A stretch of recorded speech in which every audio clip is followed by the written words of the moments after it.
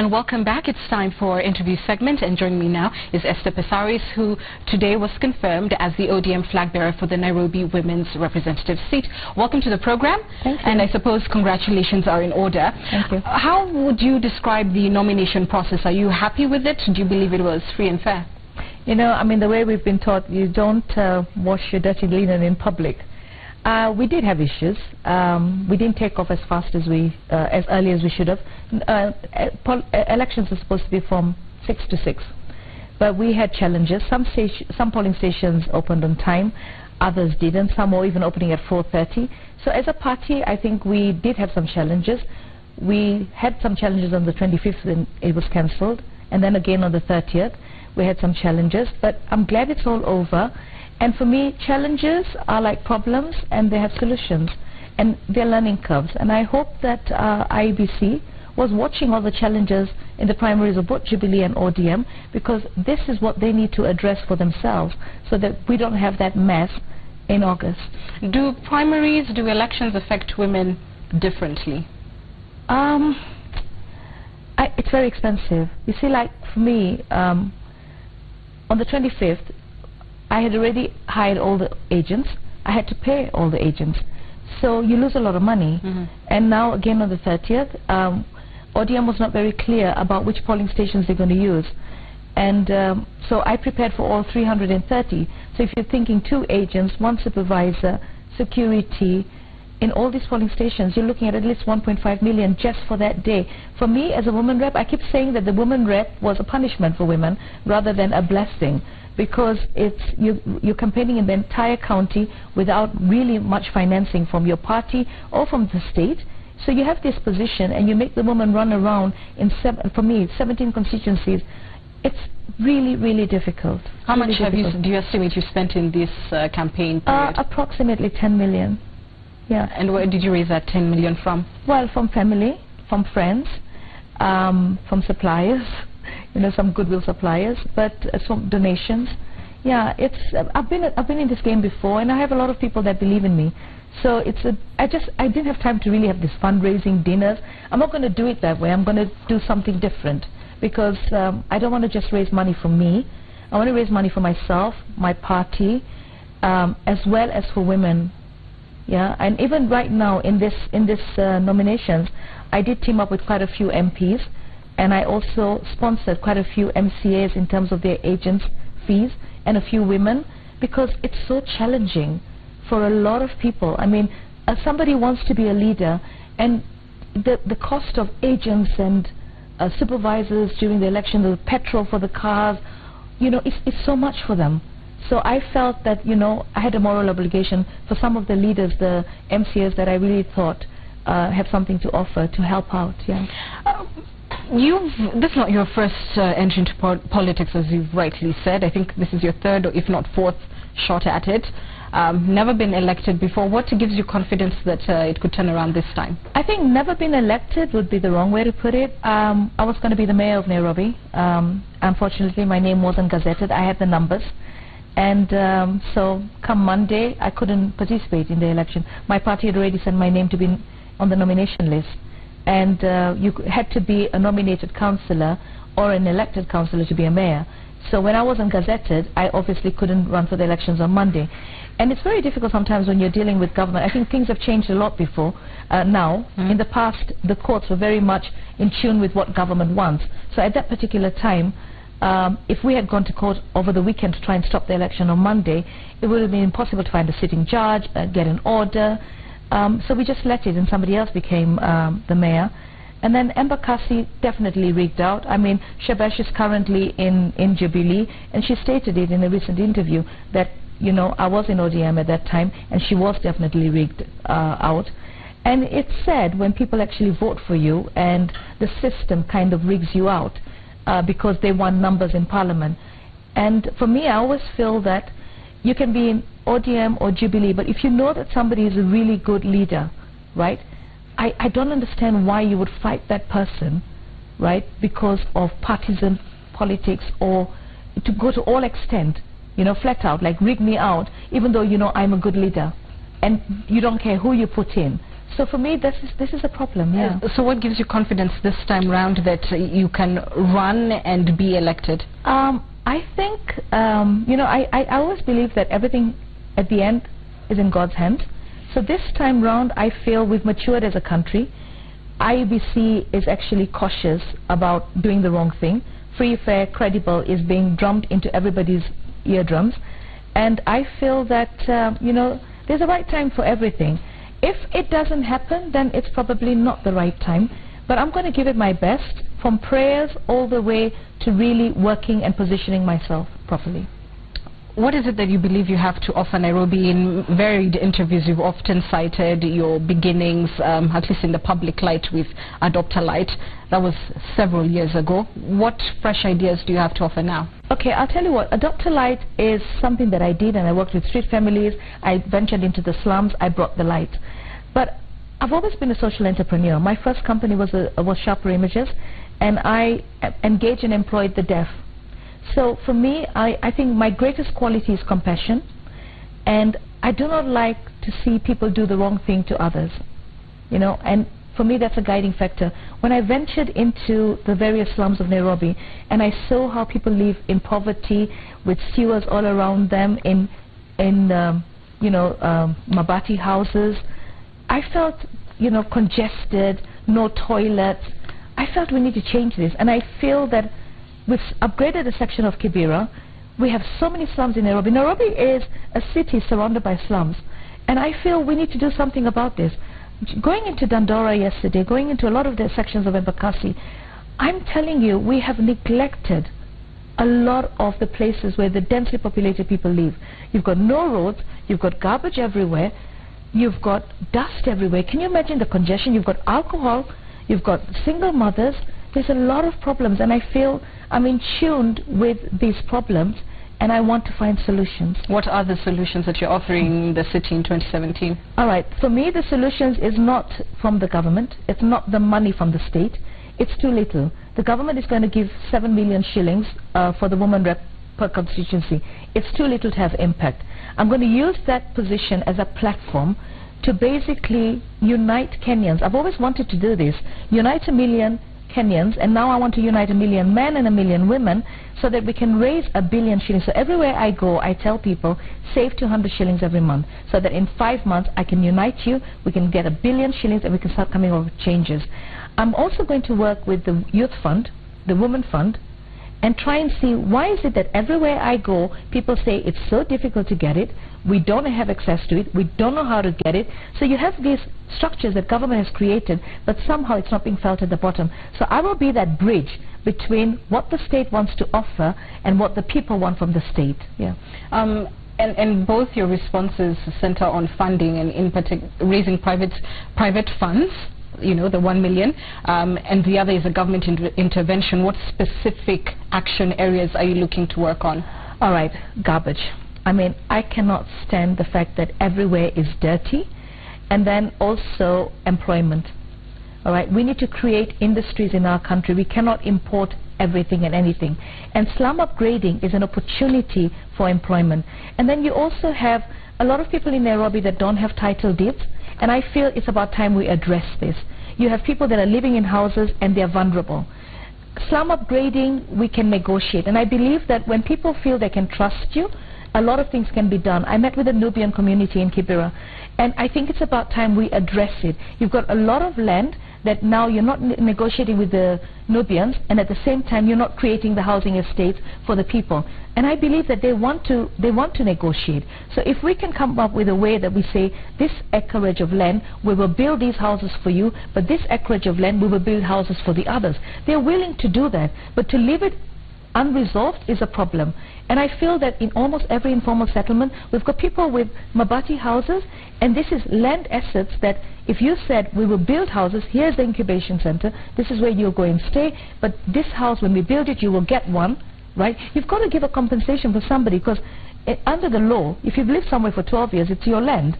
So I think we need to come up with a way to negotiate. Because with this kind of rains that we're having, can you imagine if you have a mabati house, all that water that's coming and sipping underneath, the mud and the dust, and I mean, it's not right. This is a capital city. we shouldn't have slums. All right.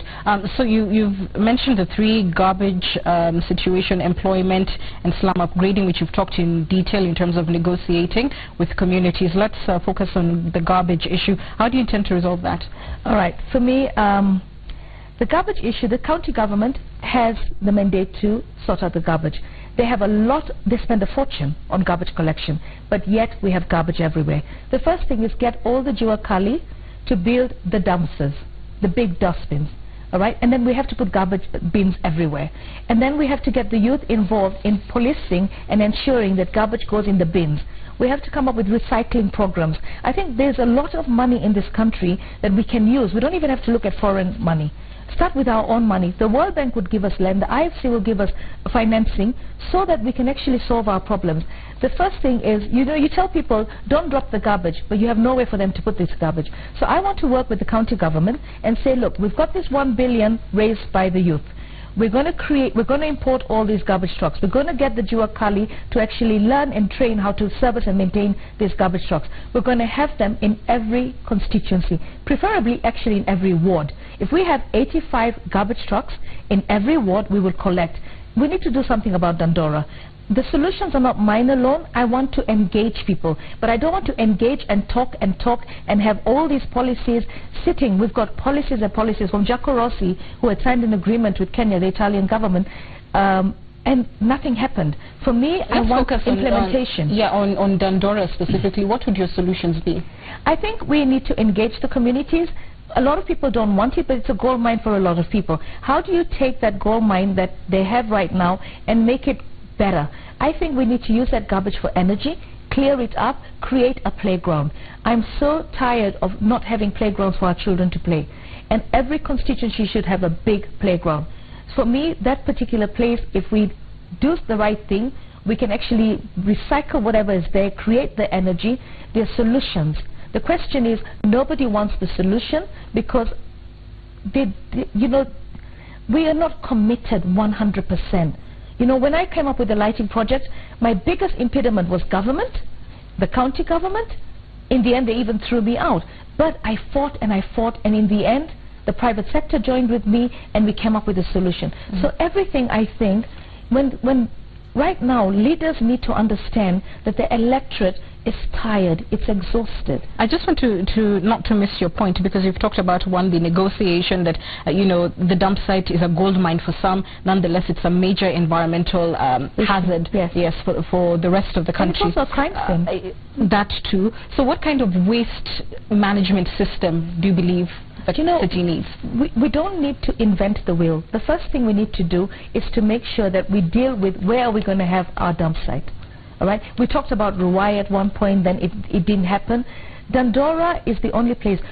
A country and a city needs to know how to manage its garbage, because you get garbage every single day. There are studies and studies, and I know I heard the current governor saying that he's in negotiations with, I think, a foreign country on how to manage this. So for me, it's probably not going to happen in the next 6 or 8 months before the election, but as soon as I get in, and actually before, now that I have a breather, May and June, I'm not going to spend it campaigning, I'm going to spend it in City Hall, because for me, the people that I want to serve, it's the county government that I need more. I mean, Ronnie Asumba, he's going to see me in the next 2 weeks. I want to understand what's going on with the Youth Fund. I want to understand what's going on with the Uwezo Fund. I want to understand how are we not able to get this fund down. I don't want to wait until I'm elected. I want to start all that from now. So in as far as the waste management system is concerned, is that something you're saying you'll need to consult on? Let me tell you something. I am not the expert, but I am the person who wants to drive the solution. I remember when Lee Iacocca was asked, what does he know about cars or finance or law to be able to become the head of Ford. He actually said, you know what, I don't need to know everything, all right? I don't need to be an expert in everything. I just have to have the will to do the job, and I can hire the experts. And this is the way I believe. I didn't know, I'm not an electrician, but I lit the city. I got the right electricians. I took the people to South Africa to learn. I got the government, engaged the government. I got the county government to actually understand the importance. I went into Kibera. I went into all 14 slums. I put them all up. I mean, my father's an engineer, so that was helpful. But at the end of the day... So you will consult on it? I will consult. You know, in everything, you can consult. Right, so the third thing that you mentioned was employment, and you talked about creating industries. What opportunities do you see in the city, and particularly for youth employment?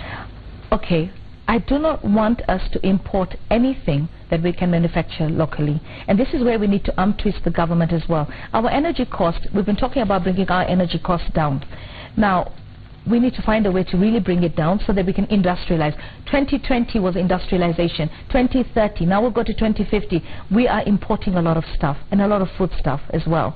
So what we need to do is find a way to actually manufacture things. To give you an example, umbrellas. We probably import 2 to 3 million umbrellas every year. Why are we importing umbrellas? We've got women that can tailor. Why not put the umbrellas into an industry and we start manufacturing our own umbrellas? Even the shaft, you know, the shaft, the wooden shaft, we can make those locally. So I feel that these are places that we can actually improve and hire our own. All right. Yeah. I'll leave it there in terms of what you want to do for the city. I want to move on to the question of your previous run, and you were initially going for Nairobi governor. You almost sneered. I know. Did you sneer? No, you know what? It was like, yeah, I really, you know why I wanted to be the governor? Because that is where the solutions are needed. You know, I've always felt that the county woman rep is in parliament right now for legislation and affirmative action, but if for any reason I feel the governor, the county woman rep, the youth rep should be in the county government. You know, the vulnerable citizens, you should actually put them in the county government. Those positions should be in the county government, because that's where there's a lot of money. As I said, 7 million from parliament, it's too little for a constituency. In the county, if you have somebody who's representing women, all right, or youth, or vulnerable citizens, with good budgets, you can actually do a lot more. Now, that's why I wanted to go there. And I've also realized that I've worked with the county government, and I felt that it still needs change. And I will be governor one day. I will be. Trust me. So why did you back down in this round? I backed down because it seemed unrealistic. I prayed a lot about it, and somehow it wasn't gelling. It wasn't gelling. No matter what, it was like a brick wall. And I kept saying, God, I want this. Show me how I'm going to get this. And it just wasn't gelling. And when I decided that I wanted to back down from the race, I gave it to Kenyans on Twitter, because that was the quickest way to run a poll. I said, okay, so I realized that it's unrealistic to be governor. What do you think I should run for? And I gave them the 4 options. And I'm telling you, had they said go for MCA or go for MP, I would have gone for that. But majority said women rep. And then I said, okay, so now that you said women rep, which party? You know, Jubilee affiliate, NASA affiliate, because I have 300,000 voters that voted for me, and they need to help me make these decisions because they believe in me. And majority said join ODM or NASA affiliate. So basically, and that's how you ended up there. Yeah. All right, and you have been one of the more vocal critics of Governor Evans Kidero, who is in the same party as you. Seems to be the party's pick to run for the gubernatorial seat. Are you going to? Do you believe he's the best man for the job? Let me tell you what. I really had 2 or 3 instances where I had to work with Kidero. There's a school that was demolished, Calvary in Comoros. And I basically met with Bishop Natuga, saw the school, it was demolished, the pre-unit, of course the issue of no titles. And Bishop said to me, I've been trying to see Kidero, and I've not been able to. And I basically went to see Kidero, and I said, Kidero, there's a school that's been demolished, Calvary, and I want to take you there. And I want you to meet the bishop. He actually remembered the bishop, he had met him before. And he said to me, Esther, bring the bishop. And we went to his office, and within 2 weeks, Kidero was at Calvary. And this is when I'm actually running for governor, and he's running for governor, and he knows. In fact, he kind of joked today, she's going to endorse me. And I said, no, I'm going to compete with you. Is that what you're doing now? No, let me tell you something. The fact that he acted on that, I was very impressed.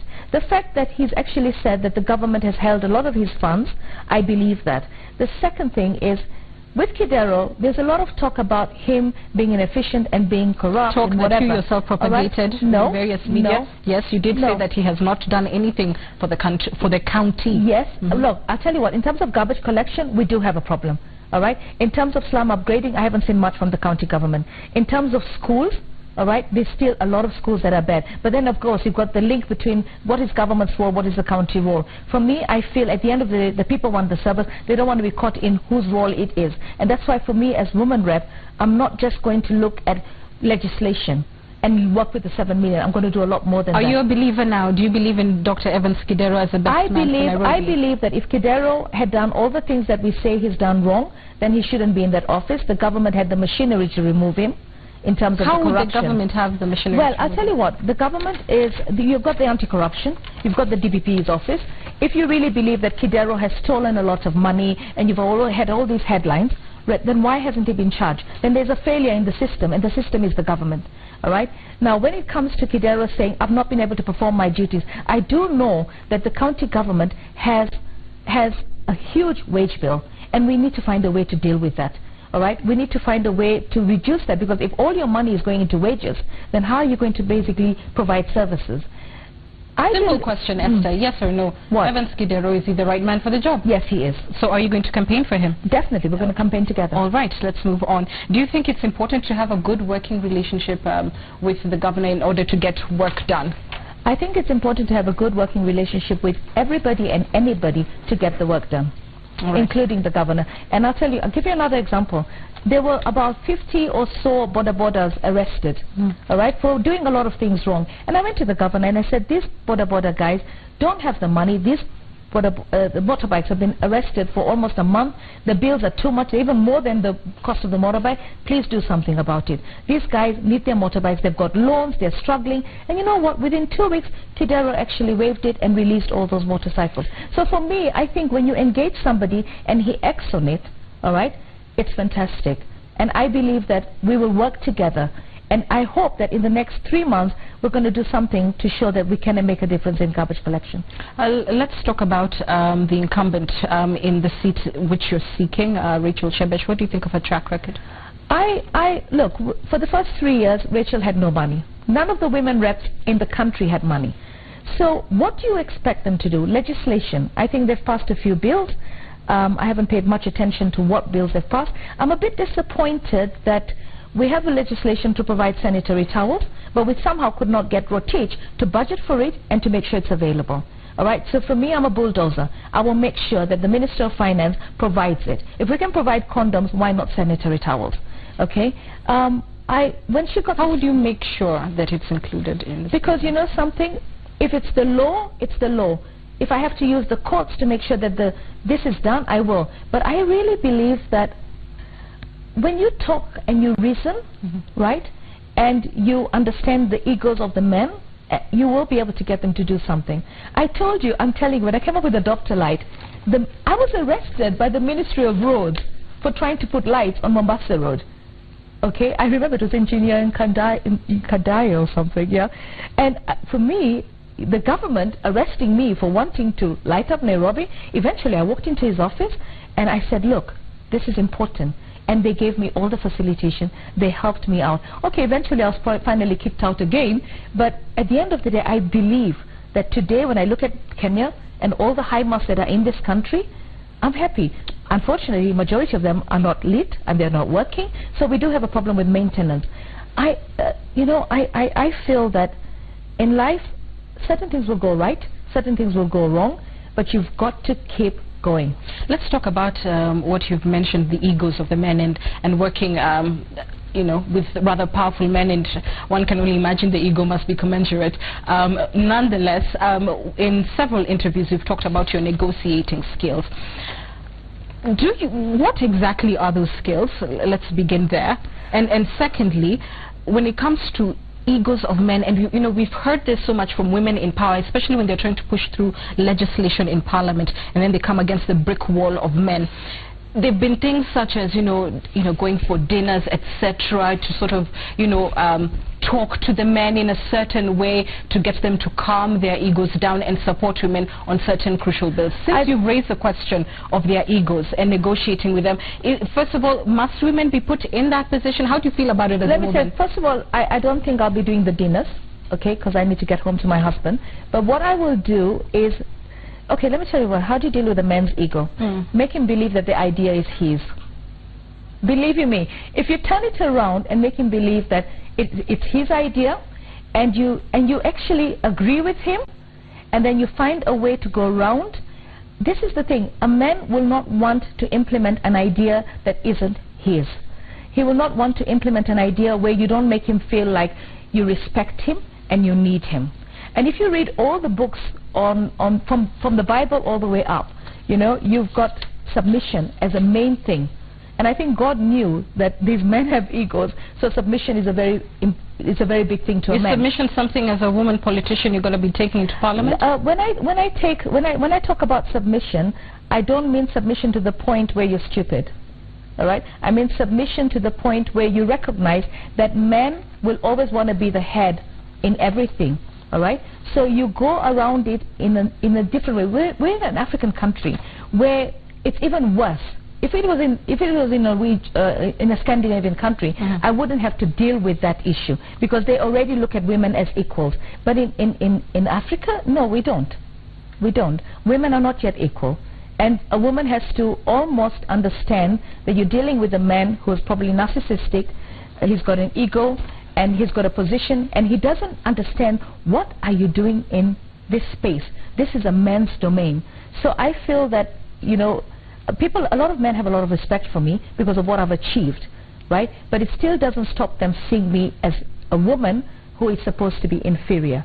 I think respect is earned gradually and slowly, and I don't want to push it because the majority that will be in Parliament will be men.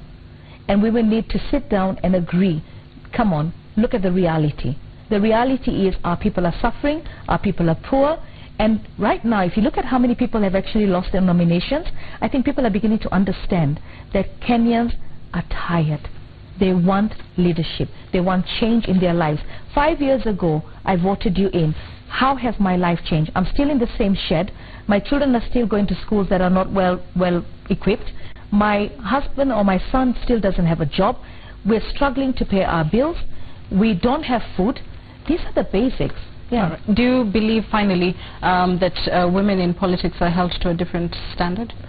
Definitely. I mean, we judge women very harshly. If a woman does something wrong, right, it becomes a headline. And I'll just take you to we've had a lot of people on corruption cases, a lot. But look at the amount of times that NY Guru hit the headlines. For almost a month, every single day, she was on the headline. How many men have you seen that have been accused of corruption that have made the headline to that extent? You know? And for me, again, we leave these things open-ended. We still don't know. And this is where the country fails, and I think the anti-corruption has really failed because we need to come up with a conclusion. Is this person corrupt? Did they steal or didn't they steal? And we leave that hanging, and that is really sad for Kenya. Very sad. Thank you for your time. Thank you. Passaris running for Nairobi Women Rep. We're back with the sport after this.